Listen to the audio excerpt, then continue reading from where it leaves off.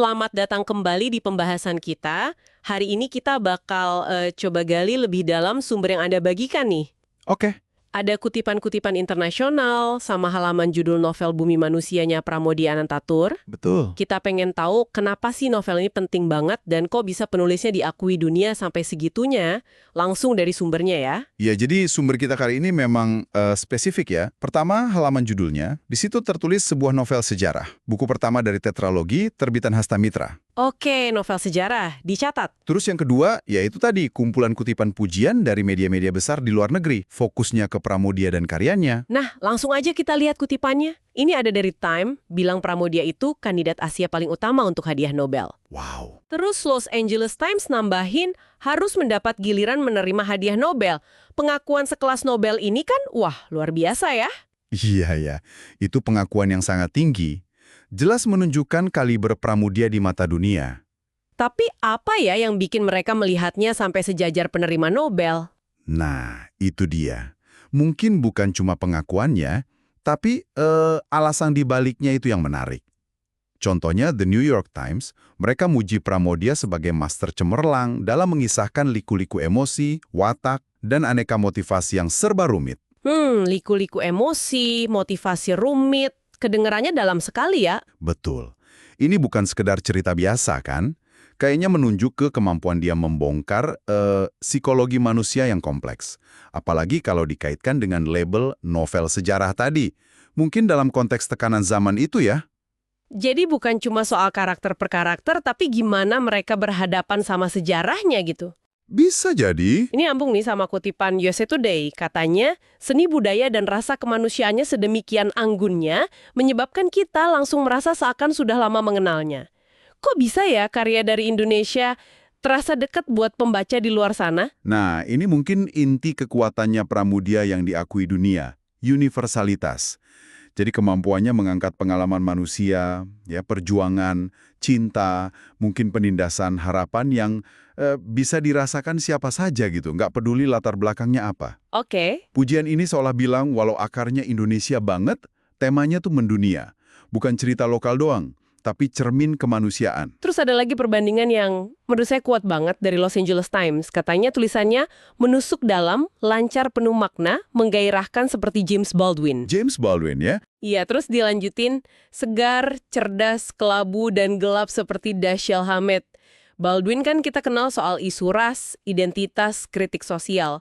Hammett itu master detektif noir yang gelap. Gimana nih dua nama ini kalau disandingkan buat Pramoedya? Wah, itu perbandingan yang menarik sekali. Karena seolah menyoroti dua pilar kekuatan Pramoedya ya, menurut kritikus ini. Di satu sisi, kayak Hammett, mungkin dia bisa bangun narasi yang, gimana ya, mencekam, tegang, ada nuansa misterinya. Oke, sisi plot atau penceritaannya? Betul. Terus di sisi lain, seperti Baldwin, dia bisa menyuarakan mungkin perjuangan manusia yang dalam. Seringnya terkait keadilan sosial, identitas, apalagi kalau ada tekanan kekuasaan atau sejarah. Jadi gabungan antara cerita yang kuat dan muatan sosial psikologisnya itu ya? Kayaknya begitu. Kombinasi itu yang mungkin bikin pembaca internasional terpukau. Lalu ada lagi nih dari San Francisco Chronicle. Mereka bilang Pramoedya itu Albert Camusnya Indonesia dan pembangkang paling masyhur. Nah, pembangkang. Istilah pembangkang ini kan lumayan ya. Gimana label ini melengkapi gambaran Pramoedya? Istilah pembangkang plus perbandingan sama Camus yang kita tahu, filsuf eksistensialis, sering bahas perlawanan, absurditas kolonialisme, ini menempatkan Pramoedya bukan cuma sastrawan hebat, Tapi juga sebagai figur intelektual yang punya sikap kritis. terhadap kekuasaan, terhadap kondisi zamannya. Jadi karyanya dilihat nggak cuma dari bagusnya tulisan aja, Betul. tapi juga dari mungkin keberanian moralnya, relevansi politisnya. Aspek ini sering menarik perhatian dunia kan, apalagi kalau terkait isu HAM atau kebebasan bicara. Dan penting juga nih dicatat, pengakuan ini bukan cuma buat bumi manusia aja kan ya? Oh ya, betul. Dibilang salah satu karya paling ambisius dalam sastra dunia di kurun pasca Perang Dunia. Nah, itu dia. Pujian untuk Rumah Kaca ini menegaskan kalau kehebatan Pramoedya itu konsisten. Visinya luas, skalanya besar dalam sastra dunia pasca perang. Oke. Jadi bukan cuma satu karya hebat aja, tapi memang proyek literaturnya signifikan. dan dampaknya luas. Oke. Mari kita coba tarik kesimpulan singkat dari sumber-sumber ini. Udah jelas banget ya, Pramoedya Anantathur ini sosok raksasa sastra Indonesia yang reputasinya mendunia. Iya, solid banget. Dia diakui bukan cuma karena teknik ceritanya yang menusuk dalam itu, tapi juga kedalaman dia menggali liku-liku emosi manusia yang rumit itu tadi. Dan lebih dari itu, karyanya itu bisa nyebrang batas budaya, geografis, menyentuh rasa kemanusiaan yang universal.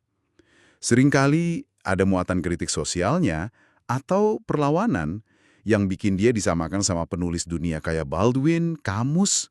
Statusnya sebagai pembangkang itu malah menambah lapisannya ya di mata dunia. Betul. Dan Bumi Manusia sebagai novel sejarah dan pembuka tetraloginya, ya jadi semacam gerbang utamalah buat memahami warisan pemikiran dan sastranya yang kompleks itu. Nah, ini membawa kita ke sebuah pertanyaan reflektif nih untuk Anda para pendengar. Iya, dengan semua pujian setinggi langit tadi, perbandingan dengan penulis sekaliber Camus dan Baldwin yang sering banget ngupas tema kolonialisme, perlawanan, pencarian jati diri ya, di tengah sejarah. Ditambah lagi label novel sejarah di Bumi Manusia itu sendiri. Coba renungkan deh, kira-kira aspek spesifik apa ya dari sejarah kolonial Hindia Belanda atau pengalaman manusia Indonesia di awal abad 20 yang berhasil ditangkap Pramoedya di novel ini? Sampai bisa begitu menggema kuat dan dihargai pembaca di seluruh dunia. Iya, gimana detail lokal itu bisa bertransformasi jadi sebuah kisah yang universal? Silakan direnungkan.